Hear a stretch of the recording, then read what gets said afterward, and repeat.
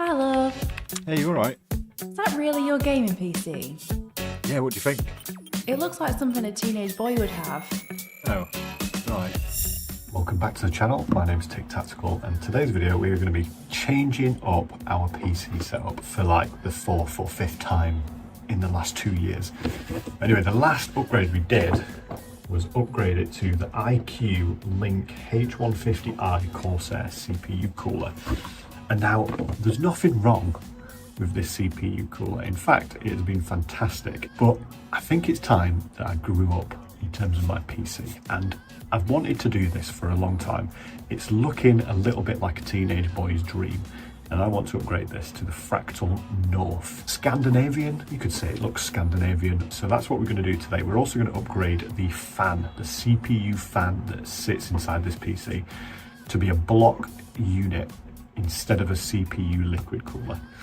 And we're going to do the test on the results to see if this actually improves the cooling and also if this improves the aesthetics. I'm hoping it will do. It's going to be a small factor case as opposed to an absolute glass unit of a case. I'm in a glass case of emotion!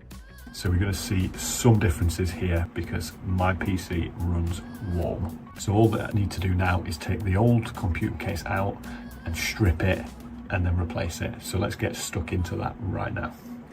So kicking us off then, this is a new CPU cooler. This is the Deepcool Assassin 4. Now this thing looks absolutely amazing, so I'm looking forward to getting this out. Comes with a nice pack of tools as well, which is really handy when you're doing this job. You get a custom screwdriver, ladies and gentlemen, just for fitting this thing. But not only that, you actually get some thermal paste, which I think was a nice little touch there, and some thermal paste remover, and then all the nuts and bolts. This is AMD and Intel, like I said, so it's got two different brackets on this. The CPU cooler has a cable at the end which attaches to your CPU slot. It also has two header extenders on it, which is quite nice. And then the Fractal North, this is the new case. I'm properly excited about this. So Fractal are a fantastic brand if you've not used them before. Everything's really nicely packaged. They've got a good brand, nice design, which I like as a designer. But this comes with quite minimal accessories actually out the box. But just look at this thing. It is absolutely beautiful. Now it just fits the whole vibe that I'm trying to go for. But just look at all that together. So well packaged. And it just looks like a solid bit of kit. So in the accessories then you get your optional fan extender for the side. This comes with a mesh side. There are a few options you can get. You can get a glass side or a mesh side.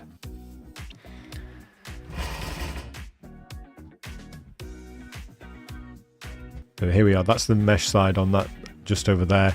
And then we're going to take all this apart and look at this. Look at the bones of this. See what we're working with. Quite lazy, so I'm going with the electronic screwdriver here. Need to save the hand some work. There we go, one more package there. So this is just full of any nuts and bolts you need for the motherboard, which is quite standard really. So we're going to just clear all this out, get all the sides off it and just see what we're working with, see what comes out of the box. And then just pop that front bit off. Has a detachable dust filter as you'd expect. And then it comes with two 140mm fans out of the box. No RGB, you see, no RGB. We're going for something a little bit cleaner. And I'm all right with that. I've come to peace with that. Also has 4 slots for a fan header as well, extender, so that is really useful. So here is the old machine, the old beast. Now this, you're going to have to excuse me, this is very dirty. But I've been doing a bit of DIY downstairs in my gaming room, so you're going to have to bear with the amount of dust that is in this thing. You know what they say, if your PC gets dirty, just replace it. So I'm going to take off the 360 RAD or the H150i.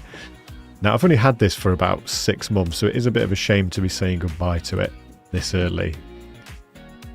But it's just such a massive PC, it makes a lot of noise.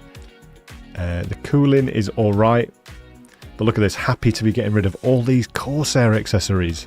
There's just so much that you have to put in to make lights work on a PC these days. So that's the GPU out. It's a liquid cooled 380 by Waterforce. And then we're just stripping this down. So the PSU just going to slide out. I'm going to leave the wires attached to it because, well, I'm lazy. That's the RM1000X, which is future-proofing me, hopefully, for a long time. And then let's get this out. Blow the dust, cobwebs off. It definitely needs to clean that thing. That's it. Last of the fans out. I've got a mixture of QX and LL fans. For the new build, I'm just going to be going with QX by Corsair. They've been all right for me so far. And here we go. Like I said, leaving the wires on because lazy. We're going to slide that PSU in, get the bracket on. Yeah, it's probably advisable to do this by hand, but like I said, I'm lazy. I can't be without my computer for too long, so I wanted to do this pretty quickly. So this is one of the 4 hard drives that I've got. So I'm just going to slot that in. Because I've got a slightly bigger PSU, I couldn't fit both the brackets in for the actual memory, so I just left it there. That's absolutely fine. So now just installing the new brackets for the Assassin 4. Now, like I said, there's 2 different versions. You can get the AMD or the Intel. This is the AMD version going in now. Give that tighten using this really long screwdriver, and you'll see why it's really long in a second.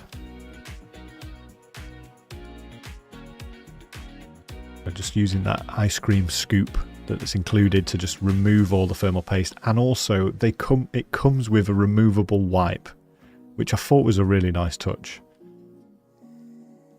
So there's a recommended pattern here. Everyone has a recommended pattern for their CPU. The thermal paste itself, it isn't great. I'm normally a fan of Arctic or Noctua.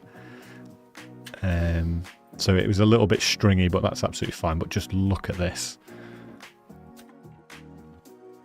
That is one nice cooler plate. And the other thing that I like about this is it doesn't come with any pre-applied thermal paste that you have to clear off. It's just nice and fresh. So here we go. This is the screwdriver. You need an extra long screwdriver to be able to get down and tighten those screws.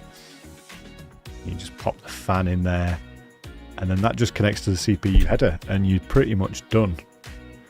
But it is a lot bigger than I thought it was going to be. Look at the size of that thing. It is huge. So we're just going to get this awkward plate in, and then just put the motherboard straight in, start tightening that thing down. It already had the standoffs in the case which matched, so we love it. Perfect. The cables are a little bit messy at the top. I just tucked it behind the big ice, let's just call it an ice cube because that's what it is. But here's just showing that with the standard North case you can't actually fit any side cooling in. So I'm imagining if you got the North XL case, you can probably fit that in. So we're just going to get the top 2 fans out. So they are going to be exhausts, along with the back as well. That's going to be an exhaust. We're going to have massive intake at the front with the 2 140mm fans. And then we're going to put this GPU in. Again, luckily, because this is a water-cooled GPU, got a little bit more clearance. But obviously now we've got a smaller case, less clearance at the back for cable management. But without all that Corsair stuff, I managed to just about squeeze it in. And here it is. Look at this thing. It is super clean. I mean, the focal point's a CPU, the CPU cooler, right? And this is a first for me. All right, an absolute first for me. Switch is on first time. Now, if you're a PC builder, you know how satisfying it is when it just turns on. All the fans are working. One fan needed initiating with IQ, but other than that, all put together nicely. And I just love the way this looks with the mesh on and the lights coming through. Now, it's not as glaring as my last PC case. It just seems subtle, it looks refined, it's got that Scandinavian look. And yeah, overall, super happy with this thing. So switched up all the lights to be white to match the big ice cube in the middle of this thing. We got the white extender lines, and it just looks super clean. So let's get in, now we've seen this thing being built, to the temperatures, and I'm hoping this does well. But this has some serious competition. Here is the last time we benchmarked our Corsair H150i. So at idle, we got temperatures of around that 54.8 degrees. So let's put it through a stress test then. This is the Corsair H150i under a stress test. And I did notice the temperatures were pretty high on this. This is 64.5 under stress. So now, this is the Deepcool. It might look cool, but does it perform? At the box, we're getting an average of about 53.3 temperatures. This is in performance mode also. So let's put it through a stress test then and see how it actually weighs up against that Corsair. So out of the box, look at that, 53.4 degrees. This is way cooler. And ladies and gentlemen, we have a new champion CPU cooler in our PC. But just remember, RGBs, they might look cool, but sometimes it's nice to just go back to basics and have a nice, clean PC. If you like this video, please give it a thumbs up and a subscribe. We'll be making loads more of these. But for now, from me, I will catch you in the next one.